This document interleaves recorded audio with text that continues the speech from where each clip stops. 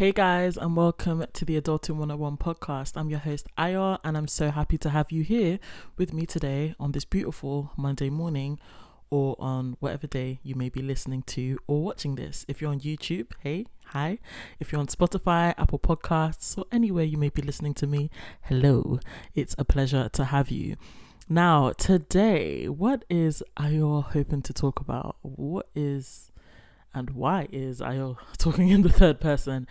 We will never know.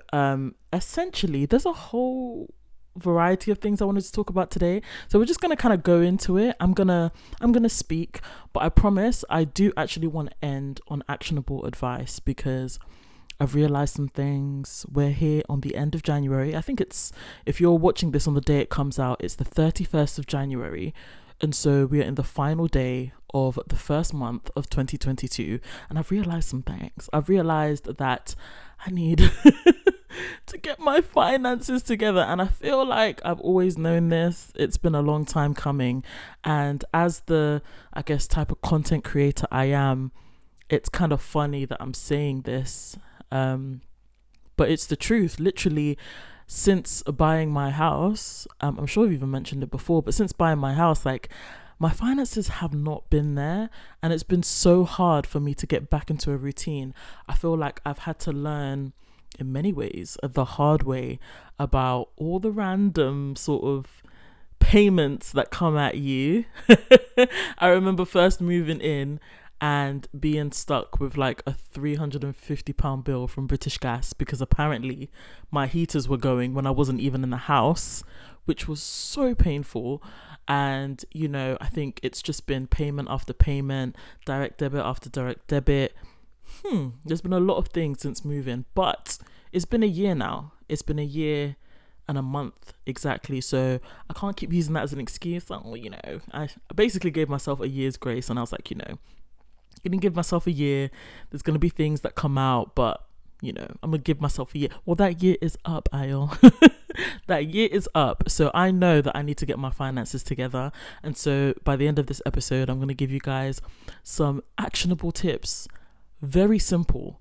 Something that I bet you could do in less than 10 minutes to just get your finances together. Make sure that you are like thinking ahead about saving or a goal or whatever it is that you might have. So I'm going to get there. I promise I will. But let's first start off with this week. So shout out everyone that listened to the previous episode where I talked about sort of the pressure to level up and, the balance between leveling up and existing. Kind of touched a little bit on the Molly May 24 hours thing, but not really. So shout out everyone that listened to that because yeah, I was feeling it, and I'm glad. Actually, I'm not glad that I'm not the only one dealing with it, but I guess I'm glad that somebody was able to relate to it in some way, so they can know that you're not alone. It's not just my algorithm. I think it's everyone's algorithm that's just pushing for the leveling up thing, which again is a good thing, can be a bad thing. It is what it is. But so yeah, it started off the week with that episode. Very glad to get that off my chest. And I think in the episode before that, or at least in the first episode of this year, I spoke about how I deactivated Twitter because the unsolicited opinions were too much. The unsolicited opinions were too much. And so I kind of wanted to drown out the noise. Well, this week, I attempted to deactivate Instagram. Instagram would not allow me to deactivate it, which is really frustrating. And to some people, you might just be like, yeah, just like delete the app or whatever. And to be fair, I did do that. Like I deleted the apps and stuff. But I think the beauty sometimes of deactivating is that people know that you're not monitoring your account anymore. They can't find you. And so that's what I wanted to do. I wanted to deactivate. But literally, I spent hours trying to deactivate my Instagram account. It would not allow me to. So it's still up, but I've deleted it on all my phones. I have logged out. I literally haven't been on it for like 4-5 days. Yeah, 4-5 days. It hasn't been that long. Obviously, it happened this week. But it's been 4-5 days without it, and it's odd, but it's refreshing. It's so refreshing. Everybody talks about doing a social media detox at some point, and at least for now, I can say it's lit. It's actually very nice. It's just liberating in a way. And I've been very surprised that with deleting them, maybe it's also because I've kept busy, but with deleting them, I haven't wanted to like go back onto it. Twitter, I kind of did at first, like it was hard, but I think it was because I had a natural rhythm of like going to Instagram then going to Twitter, or going to Twitter then Instagram. So now with both of them gone, I'm just a bit like, I love YouTube. I've always loved YouTube, to be fair, but that's where I spend the most of my time. And a lot of time with that content, I'm doing something that's educating or entertaining me, which is beautiful, rather than triggering me or annoying me, which is something that happens a lot on Twitter. Funnily enough, on Instagram's not that bad, but I think what prompted me to deactivate it or to just go off it was actually somebody posting a Twitter thread that was just annoying me. And I kind of wanted to talk about that Twitter thread today because I really wanted to get you guys' opinion on this. And I'm going to start with a sort of disclaimer that I am biased when it comes to this because I'm thinking about myself. So you guys can check me in the comments, or you can check me on the replies on Spotify or wherever, and just put me in my place if I am dead wrong on this. But I just think that this whole sort of reoccurring debate about like communication and friendships and all this stuff, like I just don't know why people don't afford people grace, and then also like why they don't assess things or allow people to assess things based on their own relationships. So basically somebody posted this thread on their story or something, and I can't even remember the thread, and to be honest I don't really want to remember it, but I just remember looking at it and being like basically somebody was saying something along the lines of, when I say thread I mean Twitter thread, by the way. So they were saying something along the lines of like, I'm sorry, but people that don't reply to their friends and family are just da da da da, and they were going into that whole spiel about like, if you can't even reach out to your family and friends or da da da da, you're just a bad person, you're selfish, da da da da. And I was like, okay, fair that you believe that. But I just, again, this might be the little gripe that I have with Twitter, but I just don't know what would like encourage somebody to basically go on their phone or go on their computer, whatever it is, and just like put their opinion about relationships like on Twitter and then like define it based on what they feel. It's really odd because that's what Twitter I guess asks for, but I just think that like, okay, you've tweeted that and you've decided that people that don't communicate well with their friends or their family are selfish, and it's like, okay, a lot of times if somebody were to come under the comments and say, well, actually, da da da da da da, they'll be like, yeah, well, da da da. Do you know what I mean? Actually, I'm not making sense. But for example, somebody can go under that Twitter thread or that tweet and say, well, actually, I don't feel like every relationship requires you to message back and forth between your family and friends. Sometimes it's, this. Some people may be going through things, da da da da da. And a lot of times the original poster would say, well, yeah, in that situation, that's fine. But I just think in general, da da da da da. And it's my opinion. And, it depends on everyone's relationships. And I'm just like, if it depends on everyone's relationships, if it's your opinion only and you just felt to tweet, like, why?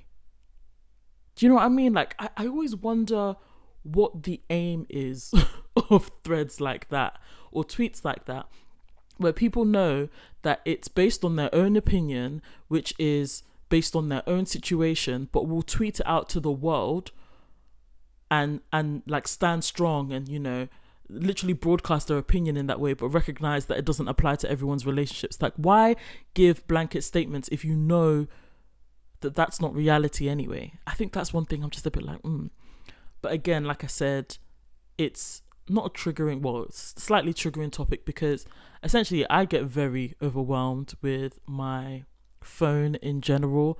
I am a terrible texter, a terrible replier. I used to be pretty much like, it must have been years ago now, but I was pretty good on texting. Like, I prefer texting because at one point phone calls were just like, I just got anxious about phone calls basically.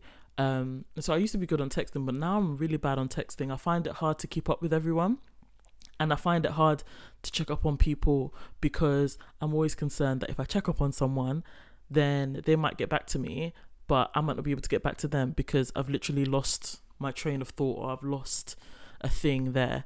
So a lot of times, like for example on WhatsApp, I find WhatsApp very, very overwhelming, so overwhelming, because so many different people will message you on that app, and everybody's expecting a response. And I'm not even trying to say that like, oh, I'm so popular, and I'm not popular at all, but it's just when you have multiple people messaging you on WhatsApp, and then things are moving down the thread, and then you're trying to get back to somebody who needs something urgent at that time, or I'm trying to get back to my dad because he needs to know something about this, and I just find it very overwhelming because I lose track of everything, and I don't like to be on my phone. In fact, like, actually, I don't know what people's perception of me, but I don't think it's common for you to see me on my phone for a very long period of time unless I'm watching a YouTube video or watching Netflix. In general, I don't like using my phone for prolonged periods of time because, like I said, I get very overwhelmed by it. Maybe I'm just naturally an old head. I am, I'm aging a little bit, but all the various apps and all of those things, they really, really overwhelm me. So like, I don't like to be on my phone for a very long period of time, but I find that when I'm on WhatsApp, I have to stay on WhatsApp for at least like 30 minutes to get back to every single person.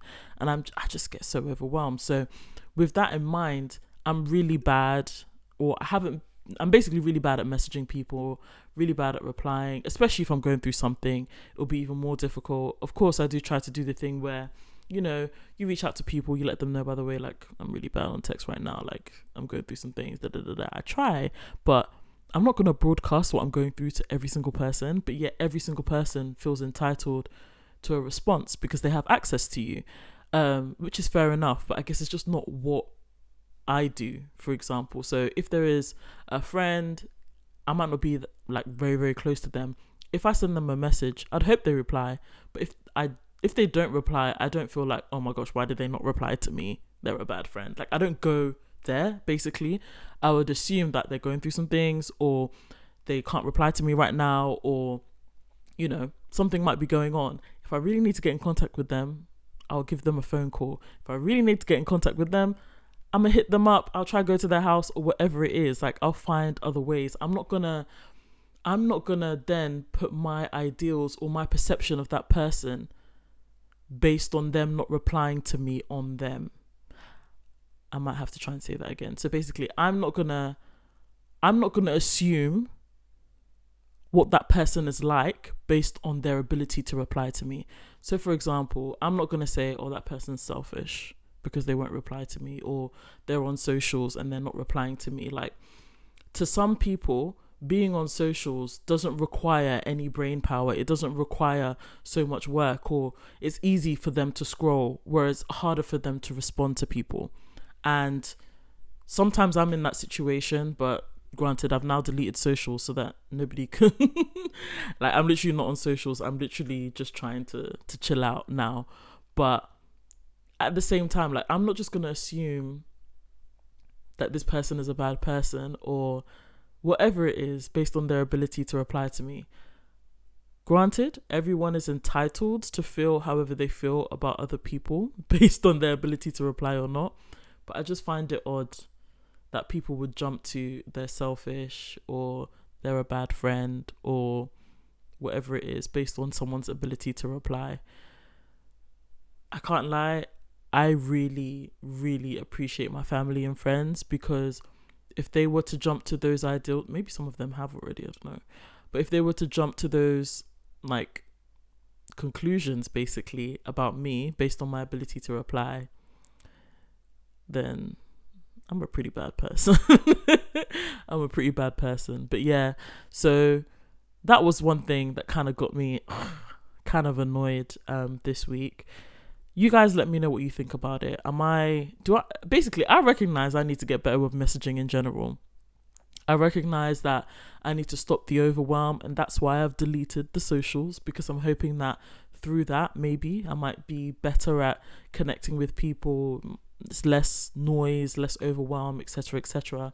But you guys let me know, like, what is your view on this ability to reply, you know, friendships, what it means, etc., etc. Let me know, because I know that all sort of stemmed, or I remember it initially coming up because of the sort of Annie Drea versus Adiola Patron thing. So I know that's a thing, and I kind of have my views on that, but I don't know about anyone's life, and I'm not trying to comment on people's lives like that. So yeah, there's that. But I just want to know what you guys think about it, just because I think, you know, now with technology, we have so much access to people without seeing them. But like, the way people react to that and the way people handle that is going to be different for different people. So there was once a time when you couldn't just instantly text message someone, or instantly, like, you know, WhatsApp them over data and get a reply within 2 minutes. Like, that wasn't common before, but now it is. But because it is, does that mean everyone has to be bound by that time? Like, does everyone have to reply to a WhatsApp within 24 hours, or they're a bad person? I don't know. Or am I taking this too extreme? You guys let me know. You guys let me know what you think about it. But yeah, that was one thing. Another thing that happened this week got me thinking. I was like, is this really the world we're living in?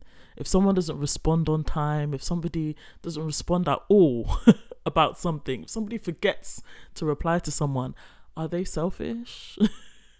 Do they not have their priorities straight? Maybe. But is that a bad thing? Should they be held to a high standard like that, or what feels like a high standard to me anyway? You guys let me know. Let me know what you think about it, because I'm trying to learn some things. Tell me the bitter, ugly truth. Am I selfish because I don't respond to people's WhatsApps? If I am very sorry. I am really sorry. But yeah, let's go back to finances. So like I said, finances, I'm trying to get mine. I'm trying to get mine back in order. I'm trying to save money again. I'm trying to be the Iolu that saved £22,200 towards her house. I'm trying to be back to that girl with the discipline. I'm trying to get there. But right now, I'm struggling. So, like I said, I want to give actionable advice. I thought to myself, what would be the simplest way? What are some of the things that I just have not done yet that could be so simple to get my finances right, or to get me back into a sort of saving habit, or, you know, just a foresight habit of like knowing what's going to come out of my account, knowing how much I can save, knowing how much I can play with on a monthly basis. How do I do that? Okay, so before I put on this camera, before I started recording, I noted down all my payments, and hopefully that will give you guys an idea of the payments that you can think about. Now I'm just going to take a little pause to sip because my throat is dry. Oh, okay. So on this little whiteboard here, if you're on YouTube you can see it, if you're on Spotify I'm going to read it out for you. I have a whiteboard of all the payments that come out of my account. There are several. So I'm sure that you guys will be able to get a full rounded view, or to be able to relate to, if not all of these, at least some of these, to get your finances right. So the way I was even able to write all of this down was by going into my mobile banking online, or online banking, so my Barclays app, and then I literally just went to my direct debits and I wrote them all down, all the ones that apply anyway. And then they also have this feature called the regular payments calendar, which you can try.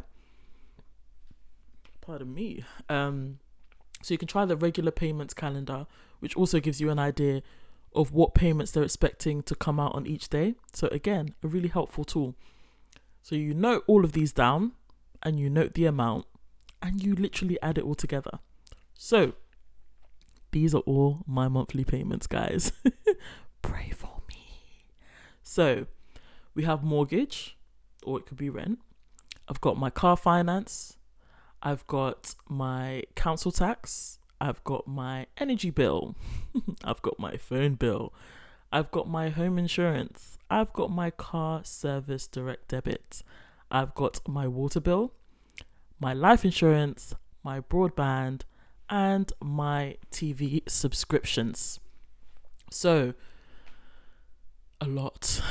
There's quite a lot of payments. How many altogether? I think it's about 10. So, I want you to literally write every single one of your monthly payments down.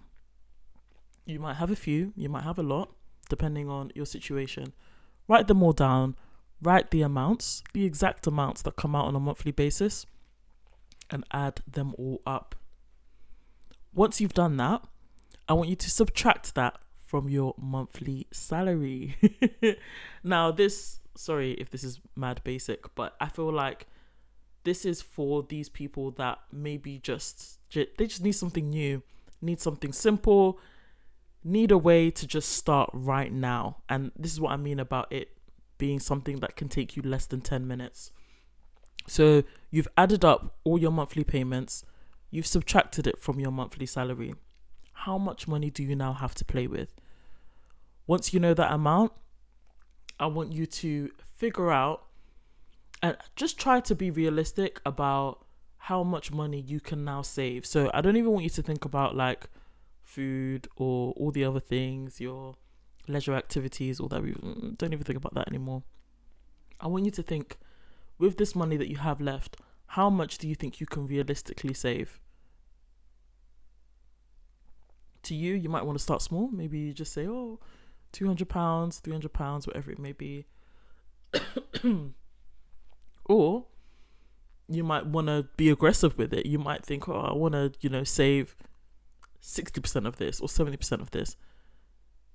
Let's look at it. Look at the numbers. Look at how it works and start off the next month with an aim to save that. Guys, I'm so sorry. My throat is doing a bit of a madness, so.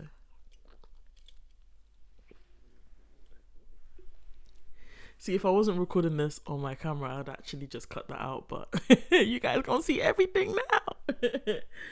So yeah, you've figured that out. Now, I want you to try and action it ASAP in the next month. So this is why it's a good time that I'm saying this on the 31st of January. You've got your payday last week, Friday, I think. Most people's payday would have been, or at some point in the final 2 weeks of January. So do that. Make that be the first step to getting your finances sorted. Monitor it for the first month. Try it again in the second month. And then from there, you can adjust accordingly. So that's my actionable advice for today. Pardon me. Guys, I actually wanted to talk way more, but my voice is literally, it's not allowing me to. So I'm going to end the episode there. Thank you so much for listening, watching, or whatever you may be doing when it comes to this podcast. If you can, give me a like, subscribe, rate me on Spotify, rate me on Apple Podcasts. I really appreciate it. Let me know again in the comments what you guys think. Am I selfish for not replying to people on WhatsApp on time? Let me know. Thank you so much again, and I will see you this time again next week. Bye.